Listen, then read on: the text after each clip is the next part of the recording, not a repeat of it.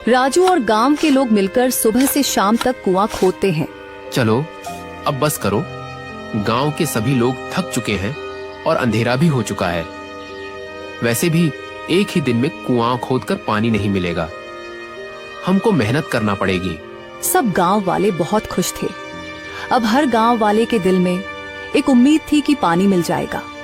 सब लोग खुश थे और खुशी खुशी अपने घर वापस चले जाते हैं। राजू, तुमने तो बहुत अच्छा काम कर दिया है। सारा गांव तुम्हारी सिफतें कर रहा है। ये तो बहुत ही मुश्किल काम था जो तुमने बहुत आसानी से कर दिया। बस अब अगर हमारे गांव में पानी आ गया तो हमारे गांव की सारी मुश्किलें खत्म हो जाएंगी। बिल्कुल भैया, अब तो हमें सरकार की तरफ से भी इजाजत मिल चुकी है। जल्द ही हमारा गांव भी इस पानी की नेमत से नवाज दिया जाएगा।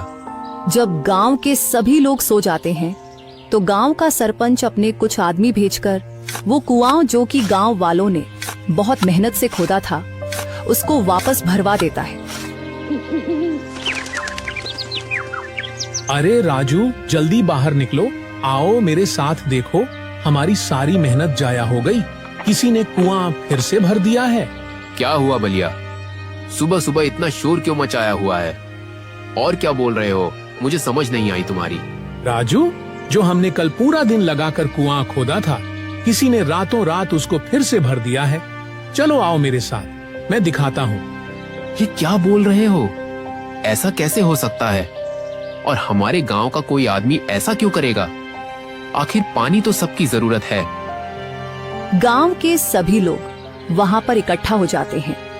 गांव के सभी लोग बहुत ज्यादा उदास थे कि उन्होंने इतनी मेहनत से कुआं खोदा जो कि किसी ने रातों रात आकर भर दिया। लेकिन फिर भी राजू ने सबको तसल्ली देते हुए कहा, मुझे लगता है कि गांव में कुछ ऐसे लोग हैं जो नहीं चाहते कि हमारे गांव में खुशहाली आए, और इसी वजह से वो हमारे काम में रुकावटें पैदा करना चाह रहे हैं। मेरे भाइयों, किसी ने भी दिल छोटा नहीं करना और दिल लगाकर काम करना है। और आज रात से कुएं की निगरानी के लिए गांव के कुछ लोग यहाँ पर रुकेंगे। जब तक कुएं का काम मुकम्मल नहीं हो जाता और हमें पानी मिल ना जाए, तब तक निगरानी भी करनी पड़ेगी। हाँ बिल्कुल राजू, ये तुमने बात ठीक की है। कोई ना कोई तो ऐसा है जो कि नहीं चाहता कि हमारे गांव में पानी आए। इसी वजह से उसने कुएं को बंद करवा दिया है। हम लोग यहाँ पर रखवाली किया करेंगे। ये कहकर गांव के सभी लोग फिर से काम करने के लिए शुरू हो जाते हैं और देखते ही देखते वो काफी ज्यादा कुआं खोद देते हैं। ऐसे ही कुआं खोदते हुए गांव वालों को 2 से 3 दिन गुजर जाते हैं। गांव वाले रात दिन एक करके कुएं को खोदने की तैयारी में लगे रहते हैं।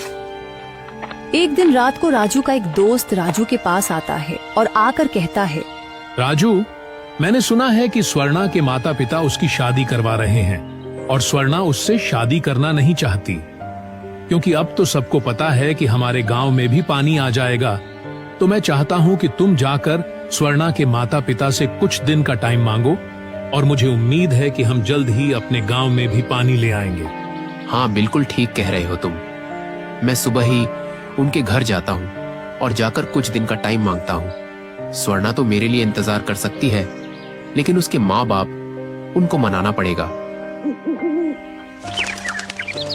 अगले दिन सुबह होते ही राजू स्वर्णा के पिता के पास चला गया और जाकर कहने लगा, मैं जानता हूँ कि आपने स्वर्णा का मुझसे रिश्ता क्यों नहीं होने दिया, क्योंकि मैं रामपुर गांव से हूँ और रामपुर गांव में पानी की सुविधा नहीं है। वहां की औरतों को दूर दराज इलाकों से पानी लाना पड़ता है। लेकिन मेरा यकीन करें, मैं ये वाली सुविधा अपने गांव में लाकर रहूंगा।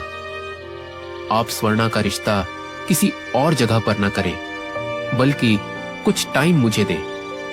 अगर मैं इस टाइम में पानी न ला सका तो फिर आप बेशक जिसके साथ भी आप करना चाहें स्वर्णा का रिश्ता कर दीजिएगा, लेकिन मुझे एक मौका दीजिए। अच्छा, तो तुम्हें लगता है कि तुम पानी ले आओगे? चलो बताओ, तुम बताओ मुझे कि तुम कितना टाइम चाहते हो। कितने टाइम तक तुम अपने गांव में पानी ले आओगे?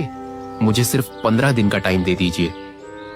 अगर मैं 15 दिन में पानी न ला सका तो फिर मैं आपके रास्ते में कभी नहीं आऊंगा। चलो ठीक है, दिया तुमको 15 दिन का टाइम। 15 दिन में अगर तुम पानी न ला सके तो मेरी बेटी स्वर्णा को जो रिश्ता आया है, मैं उस लड़के के साथ स्वर्णा की शादी करवा दूंगा।